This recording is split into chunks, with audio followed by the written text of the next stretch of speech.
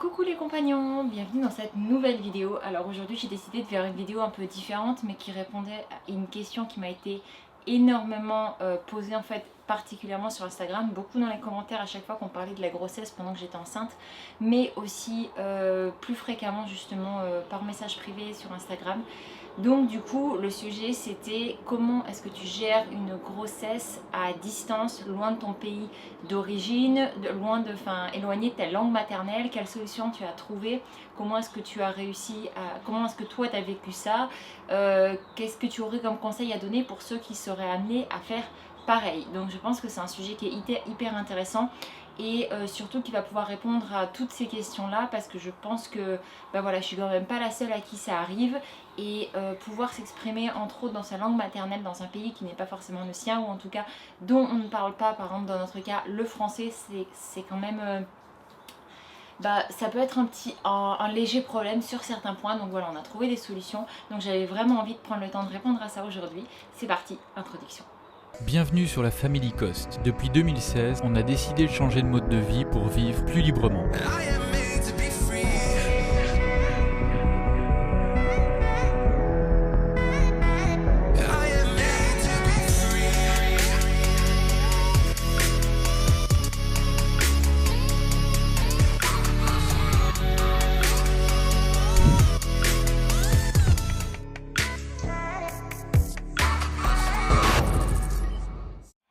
Alors, tout ça, je vais essayer de faire ça de manière assez synthétique, hein. Vous savez comme je suis douée pour ça, donc je vais vraiment faire au mieux. Alors, pour situer un petit peu le contexte de cette grossesse, en octobre 2018, c'est ça, on a changé d'avis sur le fait qu'on aimerait avoir un autre enfant, donc c'était quelque chose qui nous travaillait, enfin surtout Sébastien, et moi j'étais relativement ferme à ce niveau-là, mais finalement voilà, il n'y a que les cons qui changent pas d'avis, et je me plais à croire que je ne suis pas si con que ça. Donc du coup, je suis tombée enceinte en début janvier 2019. Et ça a été une super grande joie parce que c'était vraiment quelque chose du coup que malgré le fait qu'avant ce n'était pas le cas, qu'on désirait finalement profondément, mais vraiment sincèrement. Donc ça a été génial. Et puis j'ai pas été surprise et j'ai pas été effrayée en aucune manière comme ça avait pu être le cas pour Timothy où on savait qu'on voulait partir au Canada. Là je savais que de toute façon cette grossesse je la vivrais en tant que nomade et psychologiquement j'étais préparée. Donc en fait tout s'est extrêmement bien passé. Donc j'ai fait les examens que j'ai eu à faire pendant les 2 premiers mois, on va dire au niveau de prise de sang et échographie du premier trimestre. Je les ai fait en France et en Belgique. J'ai trouvé des laboratoires indépendants et puis je suis allée, laboratoire pour les examens et sage-femme échographiste pour justement l'échographie. Donc tout s'est très bien passé, jusque là ça parlait français, etc. Donc voilà, absolument aucun problème. Après ça, on est parti au Panama et alors là du coup ça parle espagnol, une langue qu'on maîtrise mais pas totalement encore, hein. Voilà, on est encore en train d'apprendre beaucoup. Donc du coup c'est vrai qu'en plus là c'était des termes très spécifiques et on ne les connaissait pas particulièrement, pour pas dire pas du tout en fait. Donc ce qu'on a fait en fait, on faisait nos examens exactement la même chose en fait qu'en France. Quand il y avait besoin de faire un prélèvement sanguin, urinaire ou autre, on allait dans un laboratoire. Et quand on avait besoin de faire une échographie, on allait voir justement le sage-femme qu'on avait rencontré au Panama, si vous vous en souvenez peut-être dans les précédentes vidéos, c'était lui qui s'occupait de tout ça et en plus lui parlait un petit peu français, donc ça c'était chouette. Mais comme on ne comprenait pas forcément toujours tout, notamment pour la lecture pour l'interprétation des bilans biologiques, etc. En fait, on a beaucoup utilisé l'application Care. En fait, Care, c'est un service de consultation médicale en vidéo. Honnêtement, ça a changé notre vie, changé notre façon de pouvoir suivre cette grossesse. Je ne suis pas hyper médicale de base, hein. D'ailleurs, vous le savez, vu comment j'ai accouché pour nos 2 derniers. Mais c'était une vraie volonté de pouvoir être suivie par des gens extrêmement compétents, à qui je pouvais me poser mes questions dans ma langue maternelle, à qui je pouvais parler de mes craintes, de mes peurs, sans aucun jugement, toujours dans le secret médical, parce que c'est comme si on se retrouvait dans un cabinet avec lui, et surtout depuis chez moi, depuis l'étranger, depuis l'autre bout du monde, en me sentant profondément bien parce que finalement je suis dans un endroit qui me correspond. Je déteste aller dans des cabinets médicaux, je déteste aller visiter des cliniques ou des hôpitaux quand j'ai besoin de voir un spécialiste, et ça c'était vraiment super de pouvoir beaucoup échanger. J'ai reçu beaucoup de conseils, ça m'a fait beaucoup de bien. Des fois je me posais des questions auxquelles j'ai pu trouver des réponses. C'est vraiment un service qu'on adore et qu'on utilise aussi dans d'autres cas parce qu'il y a vraiment énormément de spécialités qui sont disponibles sur l'application ou comme sur le site internet en fait. Pour ceux qui sont à la sécurité sociale, à la CPAM, et ben c'est aussi relié, enfin le système est vraiment super, et nous ce qui est certain c'est qu'on va continuer à l'utiliser dans les années à venir, et puis quand on sera amené à avoir un 4e enfant, parce qu'en effet vous nous posez souvent la question, c'est quelque chose qu'on espère avoir, pas tout de suite mais plus tard. Voilà, on veut vraiment prendre le temps de profiter aussi de chaque chose, même si on espère les enfants aussi rapprochés. On continuera à suivre cette grossesse via Care. C'était vraiment super parce que du coup je choisissais la personne avec qui je voulais avoir rendez-vous. Donc il y avait 2 sages-femmes avec qui j'ai pris rendez-vous plusieurs fois. Un homme qui était vraiment très très chouette, jeune, dynamique et très très à l'écoute, et une sage-femme qui était vraiment adorable aussi et avec qui j'ai beaucoup aimé du coup pouvoir avoir des rendez-vous. J'avais mes bilans ensuite sur l'application, je pouvais les imprimer, j'ai pu à chaque fois leur envoyer précédemment du rendez-vous. En fait quand je prends le rendez-vous, je peux même le prendre du jour au lendemain ou même quelques heures avant sans absolument aucun problème. Je leur envoyais par photo en fait dans l'application, c'est très très bien fait. Je leur envoyais les comptes rendus d'échographie, je leur envoyais les comptes rendus biologiques, sanguins, etc.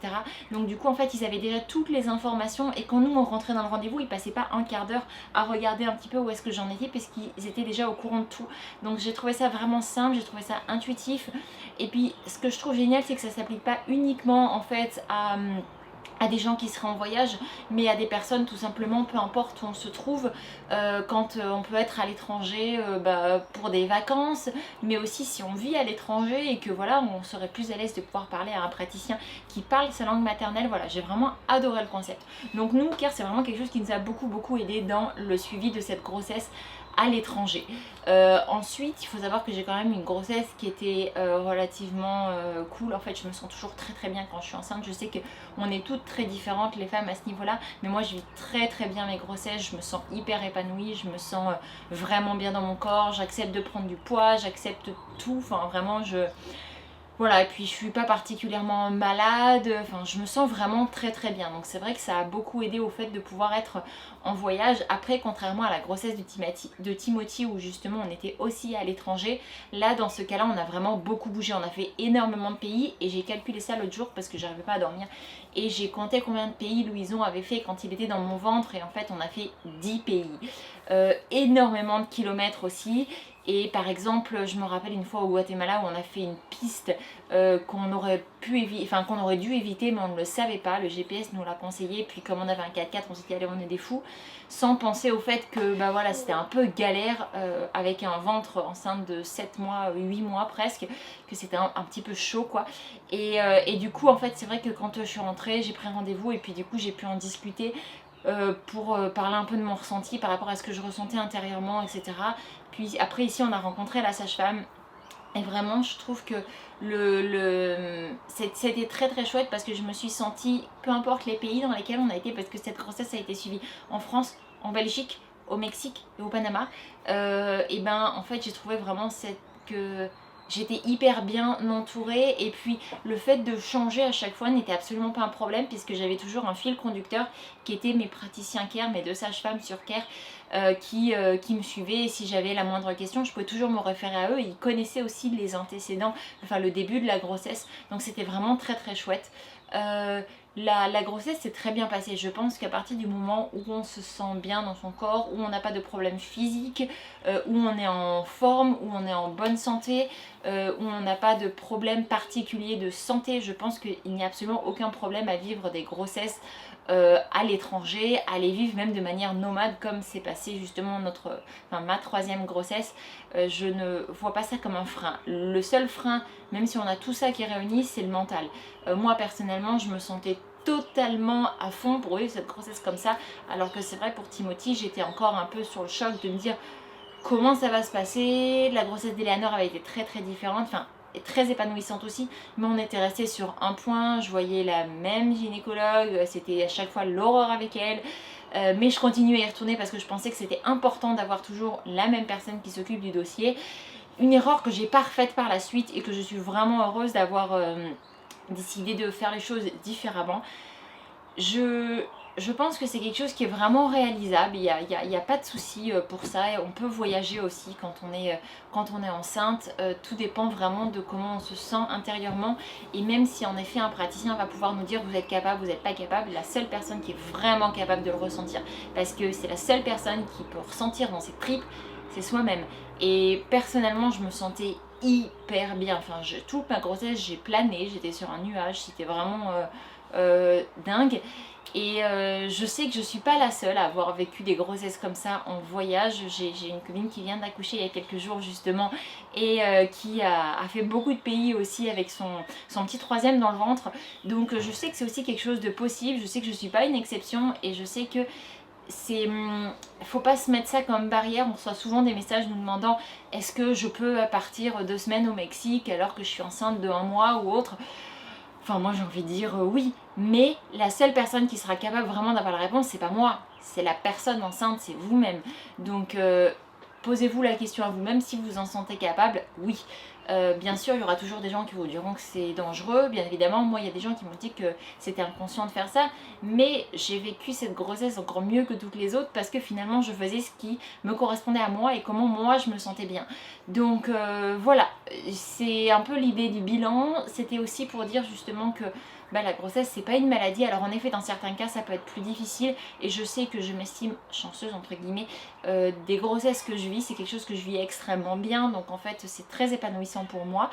Je suis pas super méga chiante on va dire, pas plus que d'habitude. Du coup en petit mot de la fin je dirais que si c'était à refaire, parce qu'on m'a posé la question est-ce que je le referais, la réponse est oui, je le referais 1000 fois. Alors bien sûr chaque grossesse est différente et la prochaine, s'il y a bien une prochaine comme on l'espère, je serai plus âgée, mais ce sera aussi une 4e grossesse, donc voilà, tout est différent, mais dans l'état actuel des choses je me sens je suis extrêmement fière de moi d'avoir mené cette grossesse comme moi je l'entendais et de m'être épaulée de personnes compétentes et qui ont su justement pouvoir me guider à travers tout ça tout en respectant mes choix parce qu'on s'entend que c'est quelque chose de tout à fait non conventionnel, mais voilà, j'ai beaucoup aimé justement le fait qu'il y avait du respect de la part de tous les praticiens que j'ai pu rencontrer, que ce soit sur Care en premier lieu mais aussi en physique.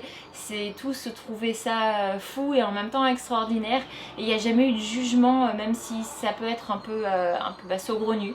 Donc voilà, moi je vous invite vraiment, quelle que soit l'idée de ce que vous voulez de votre grossesse, de vraiment suivre vos intuitions, que ce soit une grossesse que vous passez chez vous ou partir en voyage ou la vivre en tant que nomade. Je pense que c'est quelque chose qui est toujours réalisable à partir du moment où vous vous en sentez capable physiquement, psychologiquement et que vous vous entourez des personnes compétentes pour vous encadrer lorsque vous en aurez besoin. Donc voilà, j'espère du coup avoir répondu à toutes les questions qui m'avaient été posées. C'était plus ou moins les mêmes questions à chaque fois, mais c'est vrai qu'elles étaient arrivées en quantité tellement importante et surtout de si longs mois que je vous avais promis notamment sur Instagram que je vous ferai une vidéo après la grossesse pour vous faire un peu le bilan de cette grossesse nomade. J'espère que ça vous a plu, n'hésitez pas à nous mettre un petit pouce. Si jamais vous aviez des questions auxquelles je n'ai pas répondu, mettez-les nous dans les commentaires, je prendrai le temps justement de vous répondre comme toujours à chaque fois. Et puis voilà, on se retrouve dans la prochaine vidéo, je vous fais de très gros bisous. Et puis sur ce, ciao ciao.